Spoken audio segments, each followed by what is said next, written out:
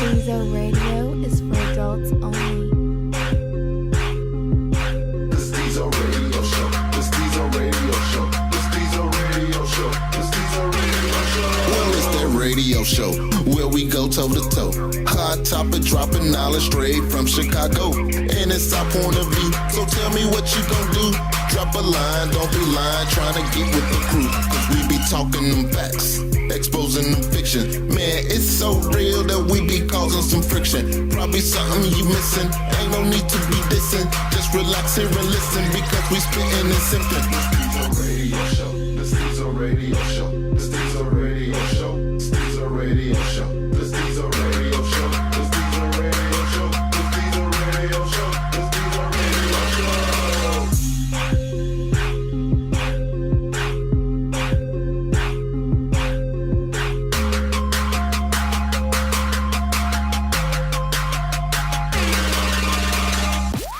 Stezo's thought of the day. Alright, this thought of the day is brought to you by Ancient Kurt. Yep, we're going to bring you the one-on-ones. We're going to let you in on our cast and crew members. By that, you're going to learn about them. You all had a lot of questions about them, a lot of why they say this, why they do that. So, we basically going to invite you into our world. Ancient, you there? On deck. It's the awesome Ancient Kurt. You like that awesome I threw in there? It's my word, you know what I'm saying?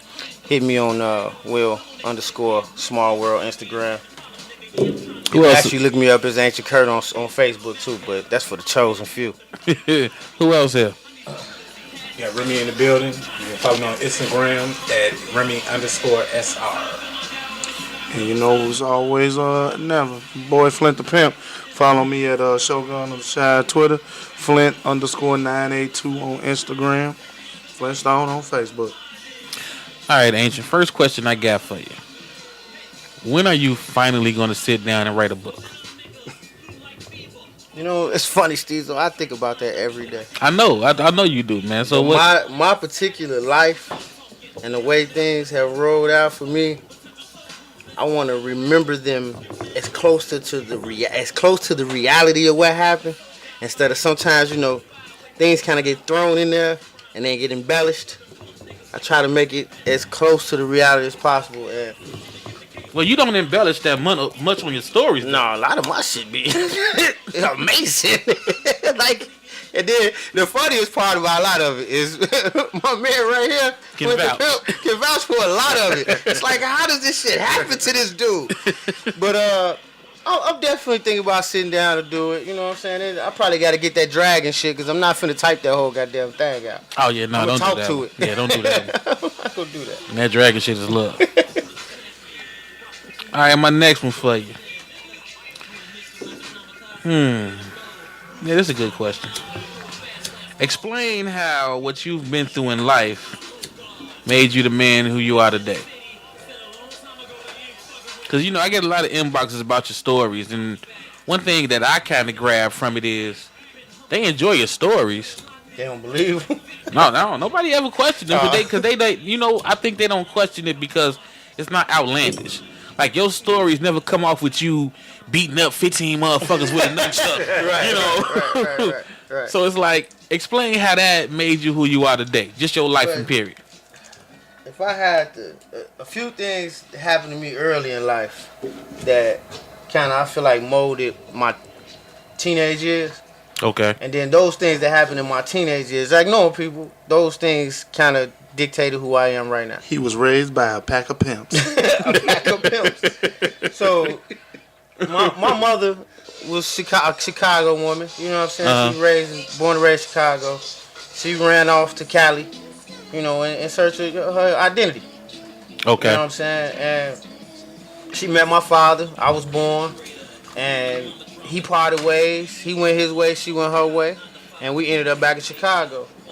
And for a long time, you know, your first few memories probably happen when you're about 4 or 5 years old, when you start to really remember things in your life. Okay.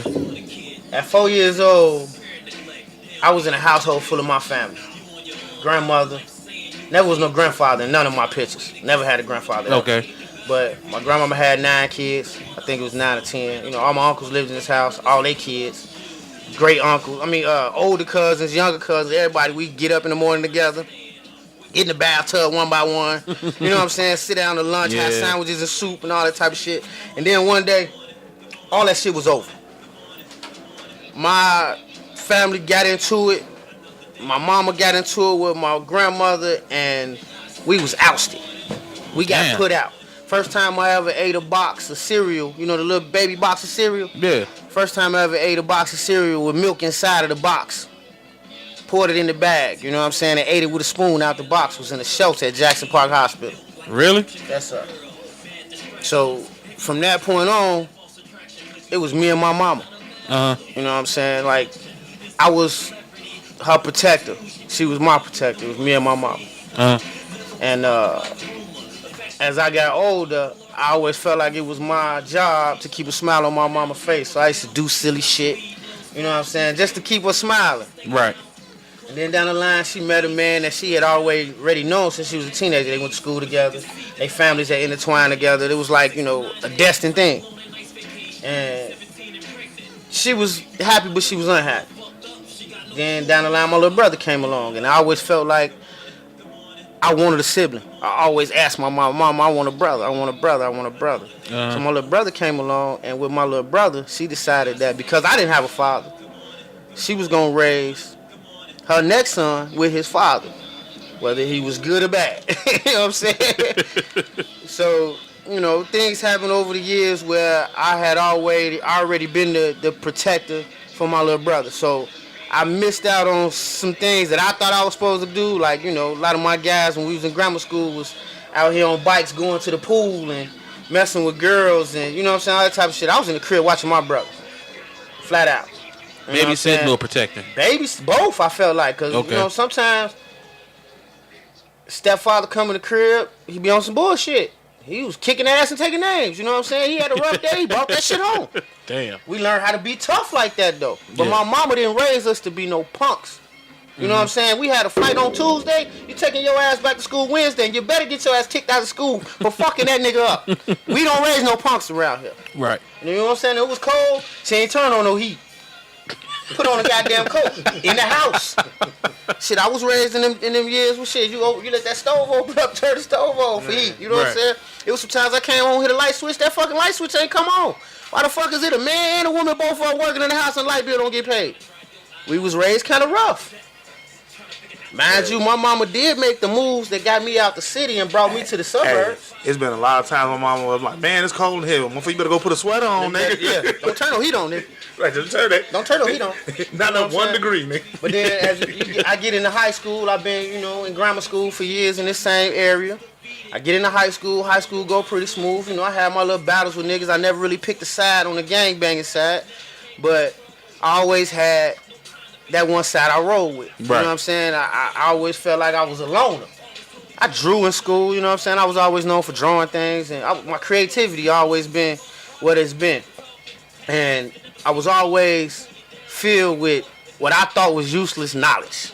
I know shit. Yeah, you know, being you, we talked about that many times. You know what I'm saying? I always felt like I knew shit that there was no reason for me to know. Yeah. I was a movie watcher because a lot of times I was in the crib. I would watch movies that I really probably shouldn't even been watching. You know what I'm saying? Shit that, like my girl cousins come over and they want to watch Steel Magnolias. I mentioned that shit before I watched it. It's a pretty good goddamn movie. Yeah. So let me ask you a question. I'm going to get off the subject a little bit. Just something I know about you that the listeners don't really know. Now, they know me as Flint the Pimp, but how did you get into the line of dealing with professional females, I'm going to put it? Pros. I'm going to tell you the reality of it. I didn't know it, but a lot of cats joke about it being in their blood. I was born like this. You know what I'm saying? How you find out? Well, while my mother was in California, you know what I'm saying, she was surrounded by this life.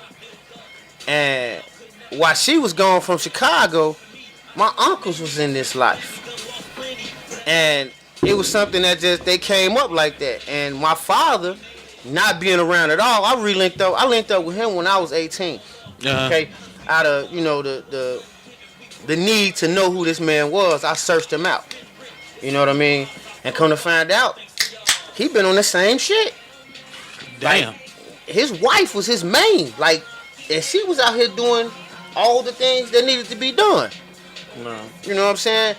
And I always felt like men who did that type of shit wasn't really men. You know what I'm saying? You shorten yourself a little bit, blah, blah. But the more I learned about it, it's a role to be played in that. I think I just was born for that role. And when I came across women who was kind of looking for a position in that game, I put them where they needed to be. And I didn't allow them to, some chicks these days, especially Chicago, and it's women that don't prostitute, that will take $100 and fuck it off in 10 minutes.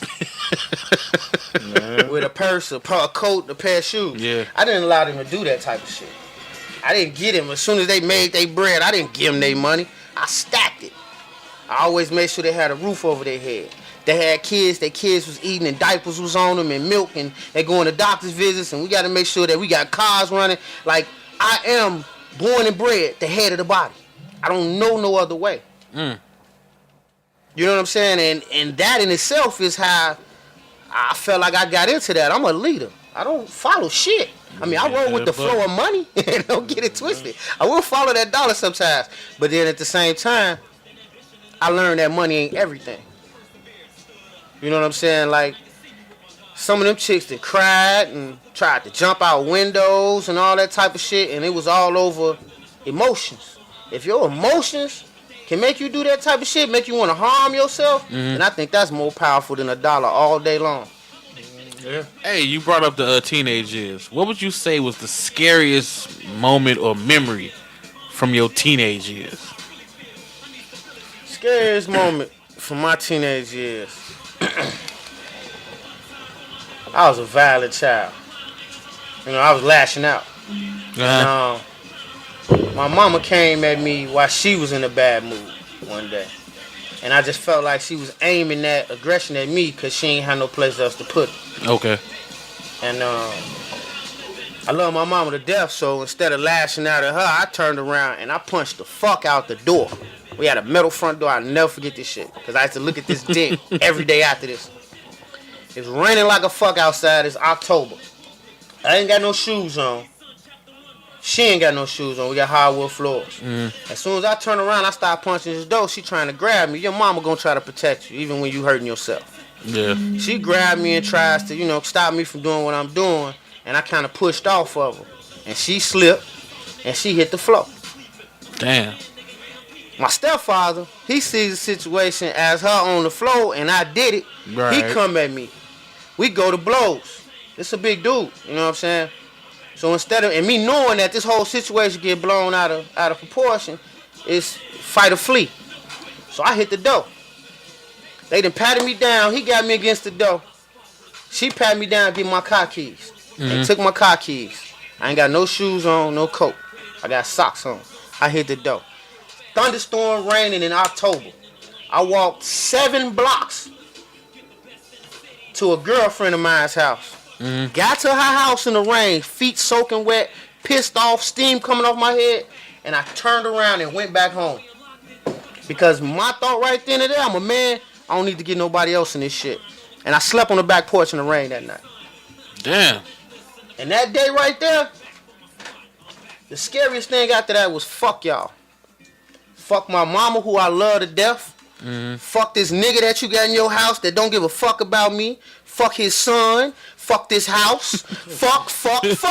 You know what I'm saying? And from them days, I did every fucking thing I could to lash out. Do anything I could do to be a renegade, I did it. Stole cars.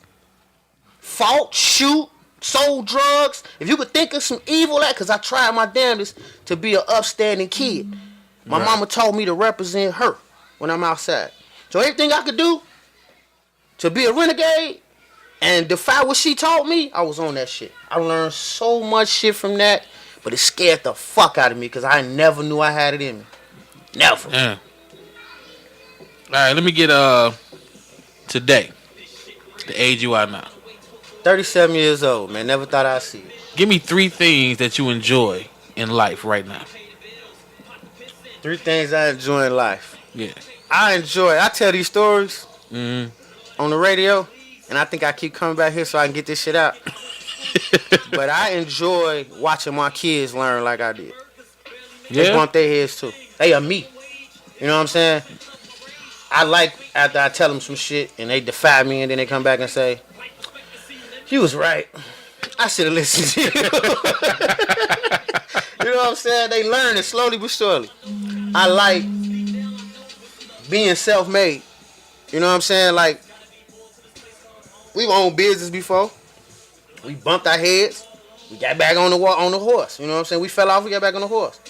Right now, I feel like I'm in a transition where I can make a lot of my dreams come true. And that shit motivates me on a daily basis. Even when I'm pissed off at work, hating the fuck out my job, come home, get paid on Thursday, broke as fuck on Friday, I know it's for a reason, bro. Right. And I enjoy it. I enjoy going through the regular shit that, you know, I used to watch TV and Archie Bunker used to bitch all the time about bills, you know what I'm saying? Yeah, I enjoy doing the type of things that men do. You know what I'm saying? I'm a guy that works with my hands. I like taking old shit and making it new. Is that with the right one or the left one? Actually, another thing I learned was how to be ambidextrous. Ambidextrous. I can work it with both hands. Right. That's right. I got this other thing I do where I sit on my hand till it get numb.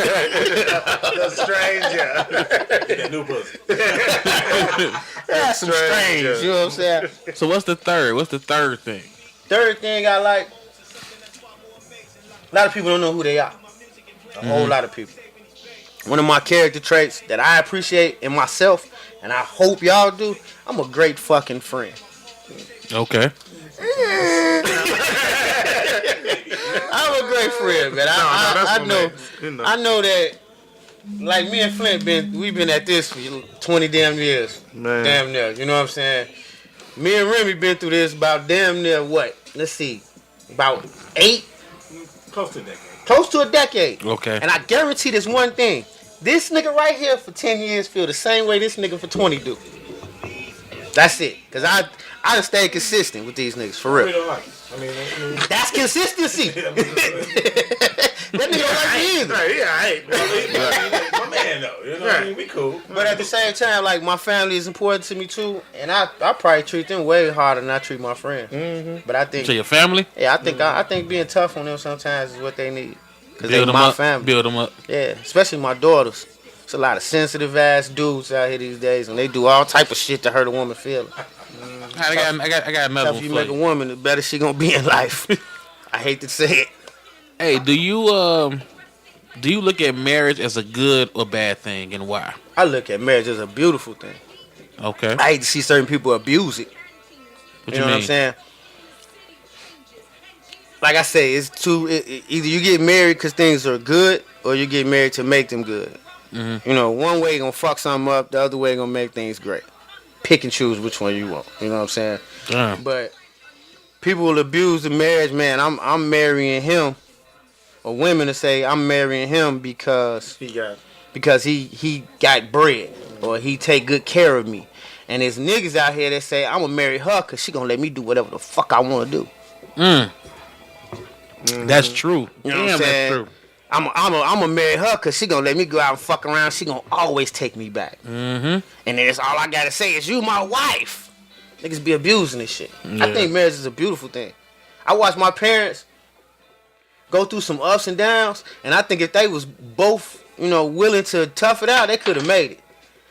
Because they had a good core value. The core value was to take care of these kids. Right. You know what I'm saying? My stepfather, he's not a very emotional dude unless it's anger. You know what I'm saying? I ain't see him smile too much. You know, I never saw the nigga cry ever. You know what I'm saying? Damn. But that nigga would lash out on some angry shit, though. He had one mood, angry. You know what I'm saying? But they both went to work, and emotionally, you know, he did what he had to do with his money, but he brought a little something home, and she did everything that she thought she was supposed to do to make up for him, because face value, women, I believe, a lot of women believe in face value. All right. My next one for you is, How do you feel about Obama? Obama. Well, I'm sorry, President Obama. Now you know what? I was definitely about to clear you up. Yeah, because I think that I got a bad habit of that. I got you. Because I feel, it's like.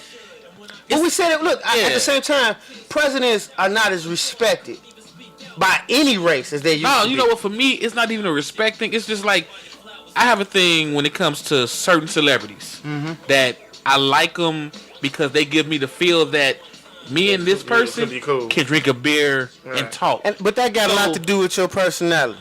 Yeah, because like Obama gives me that feeling. He out there shooting hoops. No disrespect, but you call him Obama because that's your nigga. Yeah, you know what I'm saying? Exactly. But I have that same feeling about Clinton. Do you? Yeah, I felt like Clinton was as close to understandable white guys I could see. I didn't agree with Bush. Bush is an idiot.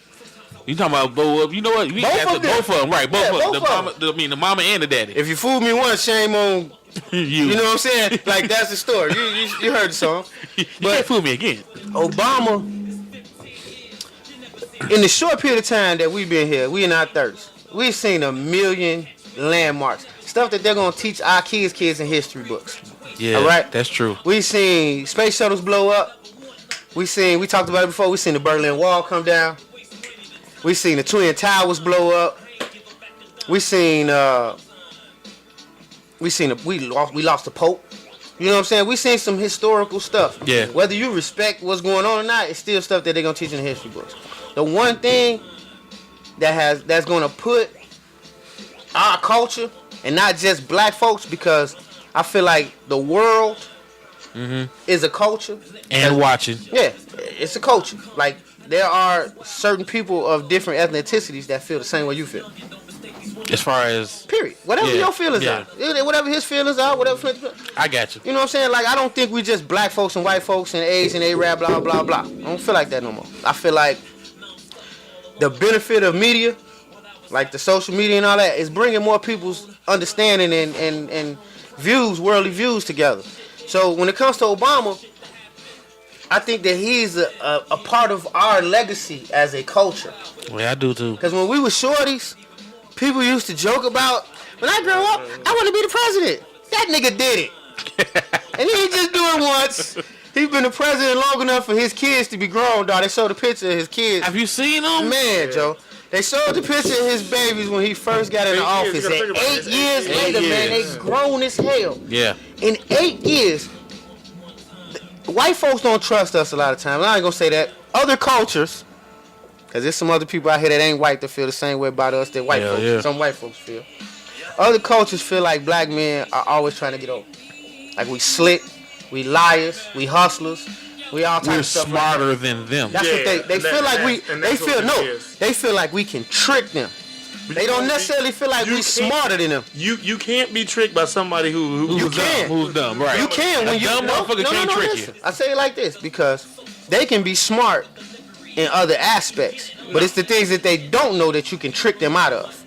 Which means you're smarter, right? Because you know they don't know it. And no. They think about it. No, it don't make them dumb because they know they don't know it. No, they may not be dumb. They just dumber than us.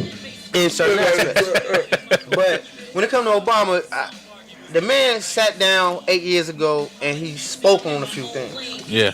This is what I want to do. I want to do this, and this.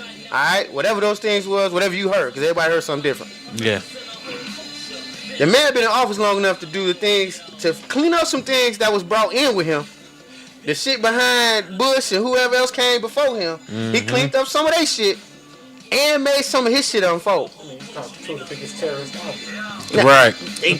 But they wasn't terrorists because they wanted to be. They was terrorists because Bush made them terrorists. The first one. Those were his homies. That's what I'm saying. You ain't bullshit. As soon as he did some shit, as soon as they did some shit he didn't like, he turned on. You know what I'm saying? We just talking about the what was it, nine Navy men they was held hostage in Iran for a legitimate reason. Yeah, they had to. Everybody say, oh yeah, they had the right to hold them. Obama talked them off that ledge. Them men's at home right now. Previous to that, white man sent Jesse Jackson. No, you ain't bullshit. It's the truth. I forgot about that. You're right though. You're right. You know what I'm saying? Volunteered himself. But they had to. Cause these presidents wasn't respected like Obama. They wasn't, right? They wasn't. You know what I'm saying? Like you just said, Obama who? You know what I'm saying? Obama just invited goddamn Kendrick Lamar to the White House. The last president did y'all that did see that that? shit. The last president that did that shit was Ronald Reagan. He invited Eazy-E to the fucking White House, bro. Yeah, That's what was trying to set that CIA card. No, actually, he didn't know who Easy was. You know, back then when you donate so much money, they invited you to the White House. higher donate. Right. You're right. And then he found out who he was. You're right. And But it was this like, wasn't a get donate. the fuck out my house. This wasn't a donate thing. Exactly. This he was just not did a it donate thing. This was. Yeah. This is my favorite rapper as the president, as the leader of the POTUS. of the free world. POTUS. Oh yeah. As the leader of the free world, this is my favorite artist. I like his creativity. I like what he's saying, and you gotta admit, Kendrick Lamar ain't always positive. No, but he keeps it 100,000 real. For his perspective. Yes. And for Obama to acknowledge that this man ain't perfect. He ain't peaches and cream. He ain't rainbows falling out his ass like some of these other rappers. Yeah. And invite the man to the White House like He's that. not Meek Mill. That's a major that's a major thing to me. You know what I'm saying? That's real that major. is. And then you've seen a million presidents in the past with their wives. Like Hillary right now. Hillary was Clinton's wife. Hillary is running for president. Alright? It's gonna happen. Okay? Well, her being president? Huh? You think her being president gonna happen? Yeah. Ancient Kurt just said it. I don't think so. Just watch and see. That's all the conspiracy is. We betting bottles? I bet you, Bob. All right. Yeah, on her inauguration day, I want to drink Napoleon. No. No. My bottles go as far as 1738. 1738. Right. Hey, so The price. if you look at, this is Bill Clinton's wife, the ex-president. You know what I'm saying? If you look at how he treated her in his presidency, he was dead wrong. So as the leader of the free world, you decided that you want to, I guess, what's the word? What's the word I'm looking for? You want to disgrace the Oval Office with Monica Lewinsky. Now your wife is in a situation where she feel like she needs some get back. She needs some retribution. She is going to do it. And she gonna do it. She's going to do it. Yeah. Now if you look at Obama, his wife is in the front, center stage when it comes to anything that he does. And anything she does, because as you know, the first lady, there's a certain role you gotta play. So they got her own health, they got her own health. The back row. Yeah. She's the first president's wife that you see like you see. You know what I'm saying? You had Jackie O. Jackie O was a fashion Easter. That was it. And we wasn't even born to Right, we didn't know nothing about that. experience Jackie But we O. still know her legacy. Yeah. But like, I agree with you with that because, I mean, man, Michelle Obama on SNL, man, you know what I'm saying, man, doing shows and Making raps. Man, She had you know that what I'm saying, rap. making raps and Yeah. you know what I I'm mean, saying? they are the first family in a whole different era though. That Yeah. the media, and media outlets Yeah, give them an yeah, opportunity to really portray themselves. That's a real black power couple. It is. Like, Man, No you doubt. ain't never lied. Beyonce, Jay-Z, like No doubt. That's Yeah. a real No power doubt. couple. Both of them are lawyers. Both of them well educated. You know what I'm saying? Like, if their kids was to fuck up something, like, say, for instance, one of their kids, what's her name, Malia, she come back pregnant, nobody's going to fault them. You about right. Nobody's going to be mad at them. The only thing they're going to say, nobody's going to do it. Olivia Pope, we need you. Not even the dude. They just gonna disappear one day. I appreciate Obama because he definitely, it may not be another black president for another 20 years, man, but he laid the pavement, dog. He laid that foundation for that to unfold again. Yeah. Definitely. I respect the man. Like, All right, now my last two questions. I made this for everyone, so you're the first. this is a unified question. Yeah. Then no, just two unified questions. The first one is, how do you feel about the word bitch? I love it. Why? I love it because I use it a lot.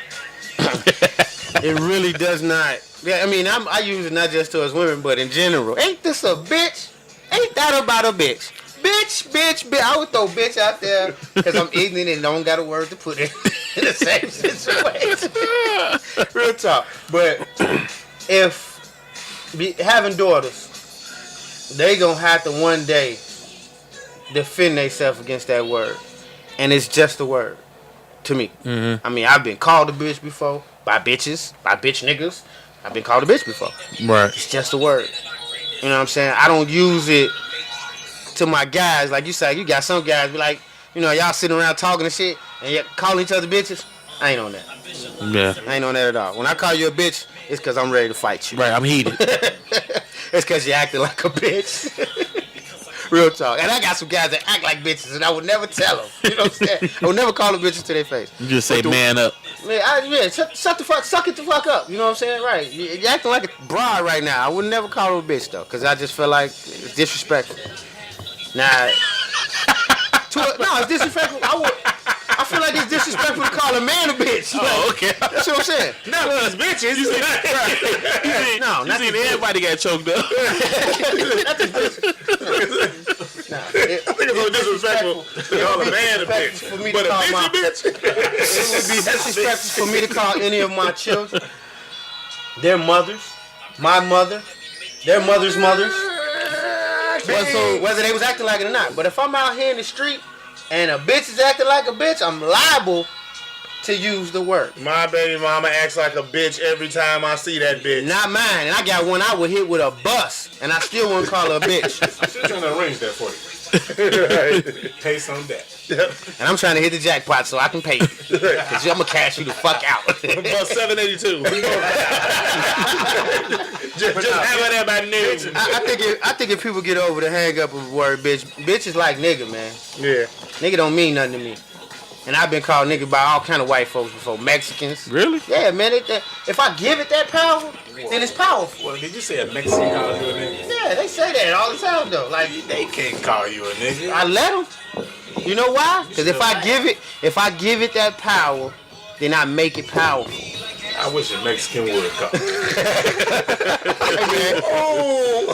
I'm probably gonna get called all kind of niggas after they hear this. But guess what? I can let it wash off me, bro. I really can. Yeah, And that bitch word, you liable to get cussed out. And I don't do that Facebook texting shit. I'm coming to your house. Yeah. And I'm bringing Flint the Pimp with me. I don't know. Now my second mandatory is, what are you trying to do with Stezo Radio? You've heard me say this on every episode, bro. And I don't got no other way to clear straight to the point. I'm trying to entertain and I'm trying to educate with Stezo Radio. Yeah. The more I learn, the more I'm supposed to give out. If I go out here in the world right now and I learn the lesson, you guaranteed I'm bringing it back to this microphone. Guaranteed. Because I feel like I can help the world out by giving them my story. I feel like I can help a lot of people keep from bumping their head. You're going to bump your head, but you don't got to bump your head like this. Because I've done it. Right. You know what I'm saying? And here's my story. You know what I'm saying? Be mindful of the things you teach your kids. Be mindful of the things you learn yourself. You know Anybody what else got a question for Ancient while we got him, so open-hearted right now? I'm always open. I asked my question earlier. Okay. So I can't. So Ancient, we're going to let you close the show out with the final thought.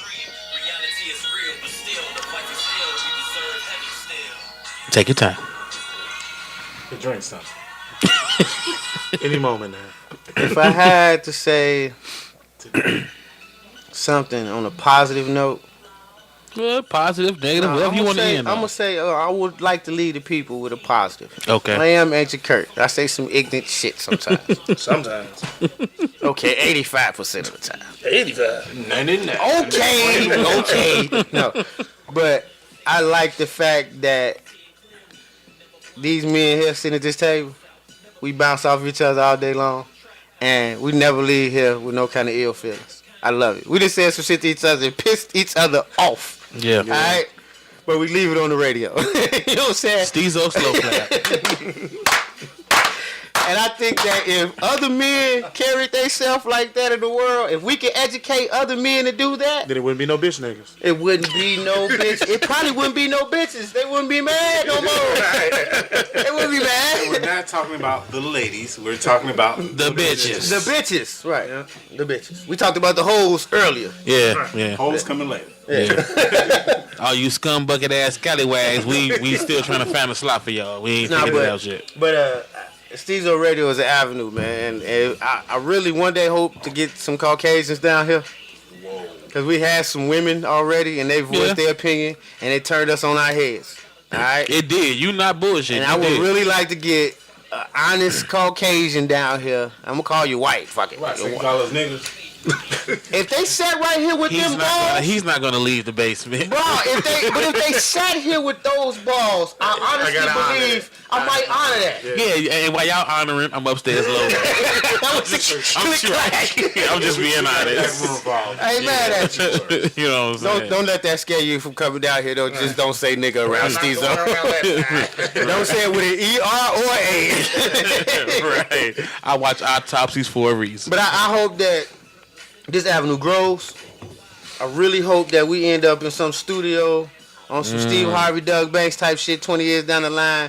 Without the lace front. I'm going ball. You understand me? I'm not faking no funk at all. I'm going to jump straight to the ball head. But I just hope that this thing grows. If we can get it in a time capsule, that'd be awesome. Time do they still do time capsules? We can do it. What do you mean? Yeah, you're right. You bury that motherfucker in your basement. You got a jackhammer? Yeah, because we finna invent our own language. Right. All right, on that note, I hope y'all enjoy that. I want to thank D-Son for the background music, man. We love you. You a hometown favorite. And stay on the lookout because everybody, including me, will be getting a one-on-one interview. Hey, hold on. And I need D-Son to make an ancient curse song. Ancient curse song? Okay. We will put a word out. Before I die, I don't want that RIP shit. Fuck that. Honor me now, nigga. And we out.